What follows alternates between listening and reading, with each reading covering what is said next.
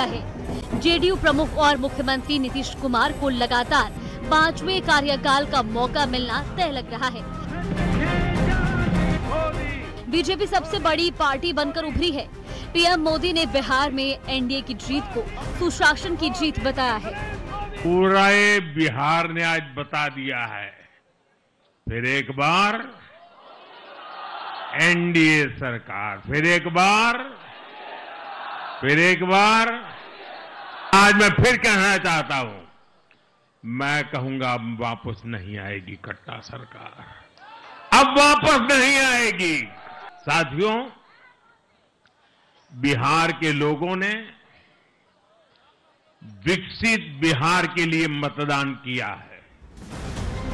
तेजस्वी यादव के नेतृत्व वाले महागठबंधन को बिहार के नतीजे से बड़ा झटका लगा है। वहीं प्रशांत किशोर की जनसुराज पार्टी के दावों ने दम तोड़ दिया है। इस नतीजे से कांग्रेस बहुत मायूस दिख रही है। पूर्व मुख्यमंत्री और कांग्रेस के वरिष्ठ नेता अशोक गहलोत ने बिहार चुनाव परिणामों को निराशाजनक बताते हुए धन बल के दुरुपयोग का गंभीर आरोप लगाया है। अब 10,000 रुपए बटे वहाँ पर 1,35,00,000 महिलाओं को 10,000 रुपए गए खाते में चुनाव चलते हुए। मुझे आश्चर्य हो रहा है, इलेक्शन कमीशन को हो क्या गया है? दिन दहाड़े डाका होने वाली बात हो रही है। चुनाव के कैंपेन शुरू हो गया, चुनाव की पोलिंग हो रही है, या पैसे बांट रहे हो? कांग्रेस नेता शशि थरूर ने कहा कि पूरा यकीन है कि पार्टी की जिम्मेदारी है कि वो कारणों का विस्तार से अध्ययन करेगी। महागठबंधन के अंदर सन्नाटा पसरा पड़ा है। 25 सीटों पर लड़ी ओवैसी की पार्टी ने 4 सीटों पर जीत दर्ज की है। आज 8 की फाइट में चर्चा इसी पर।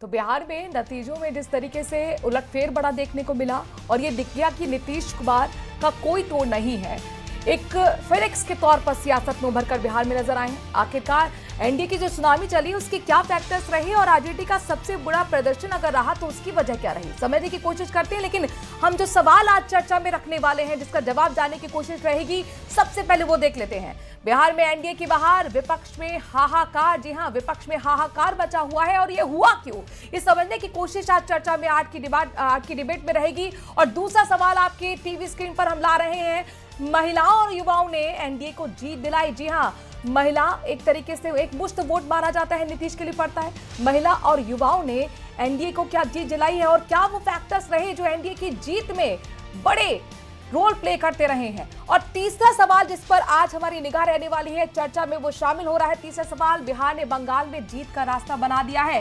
क्योंकि आपने देखा प्रधानमंत्री नरेंद्र मोदी ने जिस तरह से कार्यकर्ताओं को अभी कुछ देर पहले संबोधित किया है, तो उन्होंने यही कहा कि बंगाल की तरफ ये जीत का रास्ता बढ़ रहा है बिहार से। तो अब जाहिर तौर पर अपनी जीत को भुनाने की कोशिश तो बीजेपी करेगी, लेकिन क्या ऐसा होने वाला है, ऐसा आसान रहेगा? हमारे साथ खास पैनल जुड़ गया है। तारुफ मैं करा दूं, बीजेपी प्रवक्ता लक्ष्मीकांत भारद्वाज हमारे साथ जुड़ रहे हैं, बहुत स्वागत आपका। आर तिवारी कांग्रेस के प्रवक्ता हमारे साथ जुड़ रहे हैं और मधु मंजरी आरजेडी के नेता जुड़ रही हैं, बहुत स्वागत आपका। एसपी मित्तल साहब वरिष्ठ पत्रकार हमारे साथ हैं, डॉक्टर ध्रुव कुमार राजनीतिक विश्लेषक हमारे साथ हैं, बहुत स्वागत सभी मेहमानों का। सबसे पहले लक्ष्मीकांत भारद्वाज जी, आपको बहुत बहुत शुभकामनाएं। एनडीए की जो आंधी रही है और सबसे बड़ी पार्टी बीजेपी जो बनकर आई है, लेकिन कुल मिलाकर ये जो लैंडस्लाइड विक्ट्री रही एनडीए की, इसे किस तरीके से आप देखते हैं?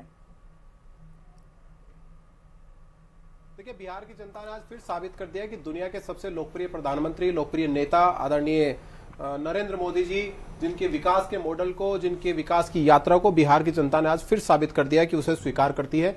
जिस तरीके से देश में बाकी जगह चुनाव हुए, जिस तरीके से लोकसभा के चुनाव हुए और जिस तरह से लगातार लोकसभा के बाद अलग अलग राज्यों के विधानसभा चुनाव हुए और उसमें जिस तरह भारतीय जनता पार्टी को पूर्ण बहुमत मिला और बिहार में जिस तरह प्रचंड आंधी एनडीए की चली है, उसने फिर साबित कर दिया कि नरेंद्र मोदी जी का कोई तोड़ नहीं है। नरेंद्र मोदी न केवल भारत के बल्कि दुनिया के सबसे लोकप्रिय नेता है।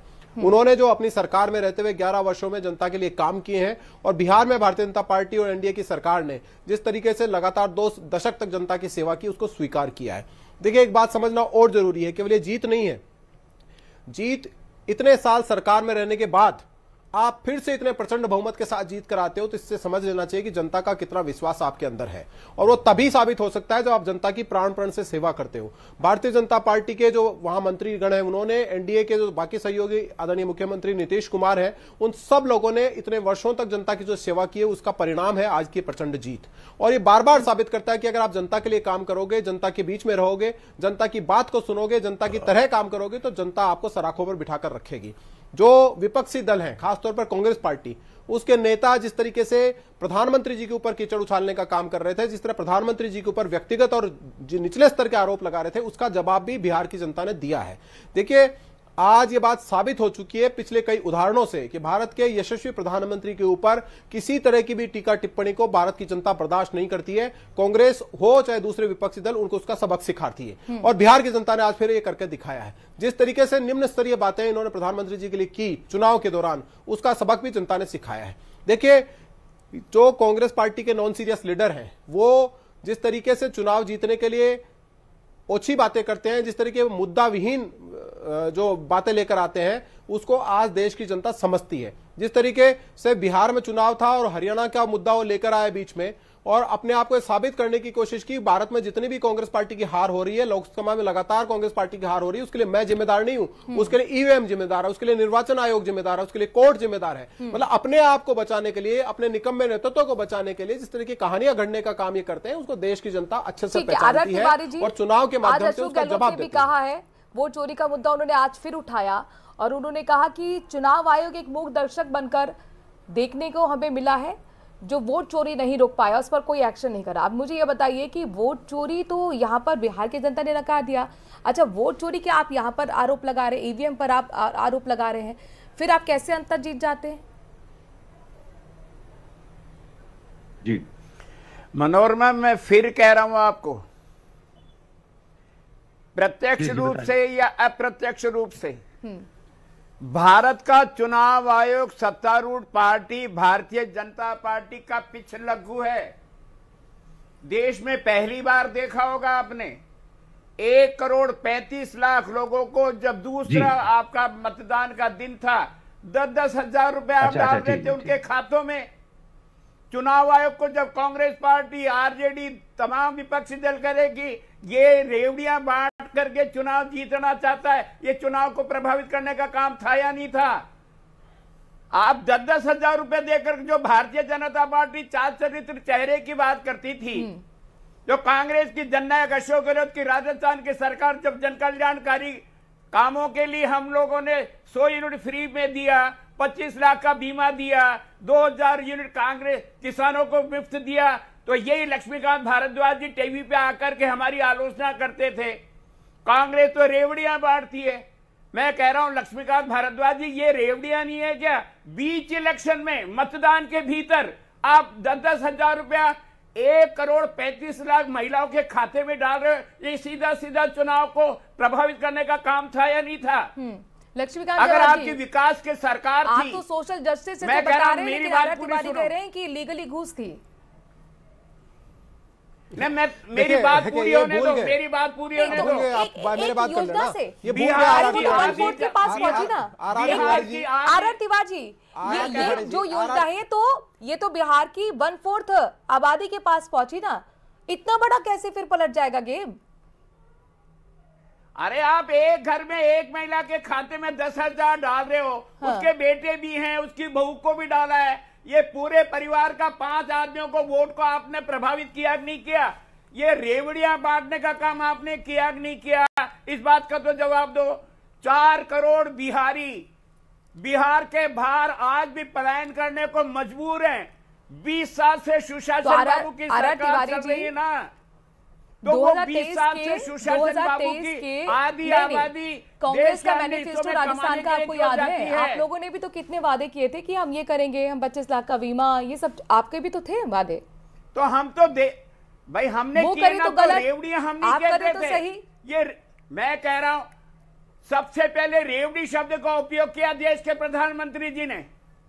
जनता के हित के लिए अगर कांग्रेस सरकार, जननायक अशोक गहलोत कुछ अच्छा लांघते थे, उसको रेवड़ियां कहते थे देश के प्रधानमंत्री। एक रिएक्शन दे दीजिए। वो कहते हैं कि हम जब इस तरह की बात करते हैं आपको रेवड़िया नजर आता है, और आप करें तो सबको सही सोशल जस्टिस कैसे हो जाता है फिर वो? लक्ष्मीकांत जी जल्दी से जवाब दीजिएगा, उसके बाद मैं मधु जी के पास जाऊंगी। देखिए ये कौन बात कर रहा है, ये कौन कह रहे हैं?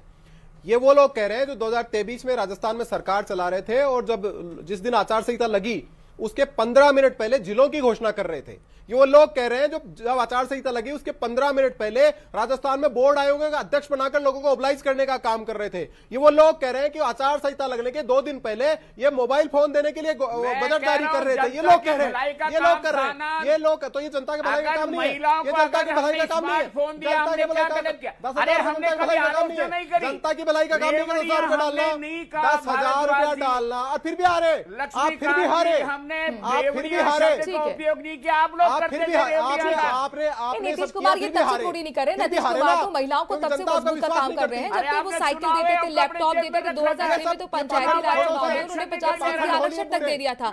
ठीक है, मधु जी को मैं लेकर आऊंगी। मधु जी ये बताइए, आज जो आपकी इतनी बड़ी हार हुई है, 2010 का परफॉर्मेंस आपको याद हो गया होगा जब 22 सीटों पर आप सिमट कर रह गए थे। अभी भी हमारी टैली चल रही, कभी 23 पर आ रहे, कभी 24 पर आ रहे हैं।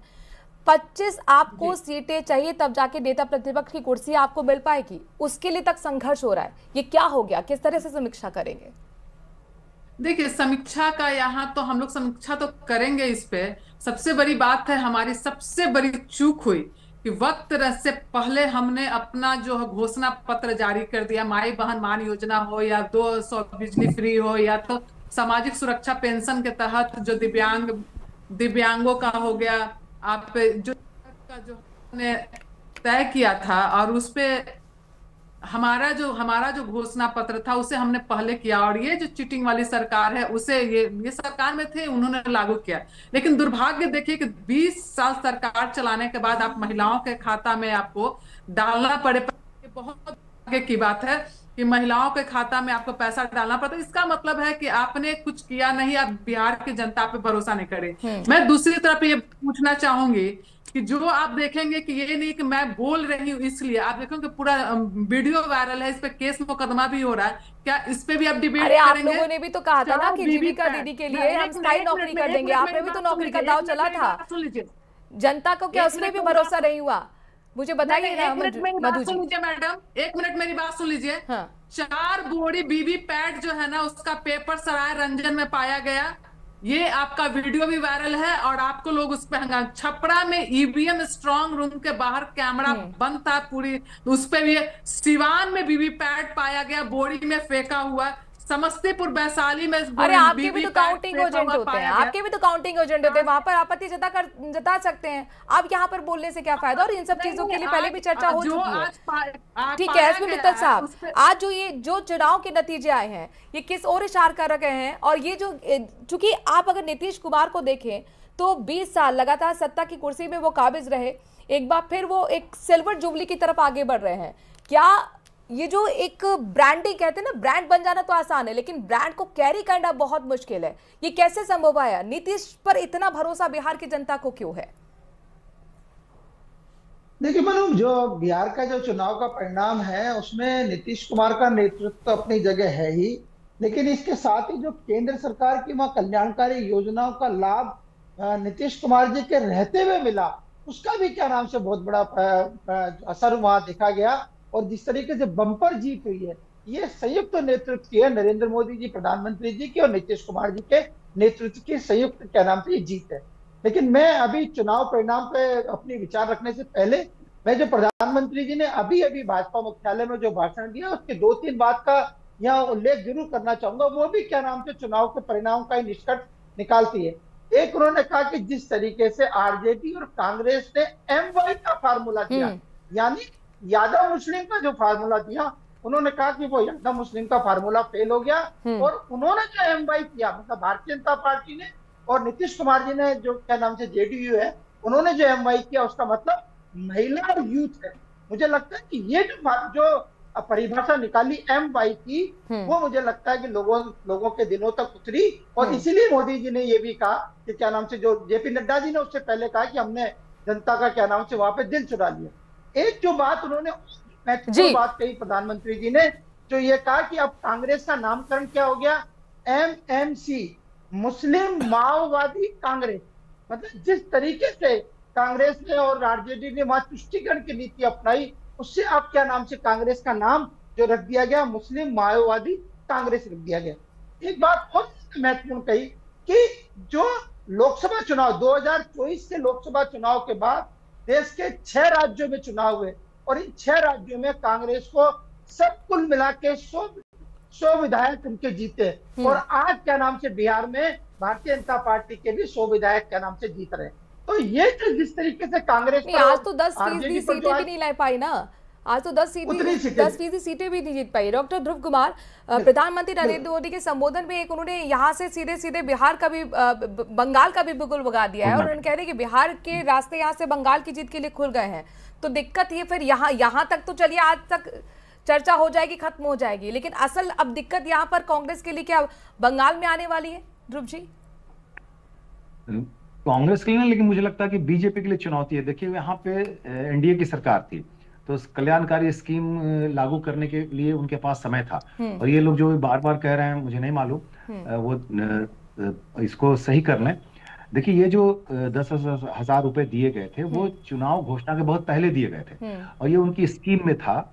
हाँ, कुछ लोगों को उन्होंने चुनाव के बीच में उसकी किस्त, कुछ लोगों को, लेकिन 1 करोड़ कुछ मधु जी कहना चाह रही, कुछ मधु जी कहना चाह रही। 1 करोड़ 21 लाख। एक मिनट, उस दिन भी महिलाओं के खाते में पैसा डाला गया। मेरी बात पूरी हो जाने पहले डाला गया था मधु जी, आचार संहिता लगने के बाद पैसा डाला गया है। मधु जी मेरी बात पूरी हो जाने दीजिए, आप सुधार लीजिए आंकड़े। 1 करोड़ 21 लाख लोगों को पहले दे दिया गया था चुनाव की घोषणा के पहले। आप फिर कह रहा हूं, आप इसको डेटा को ठीक कर लें।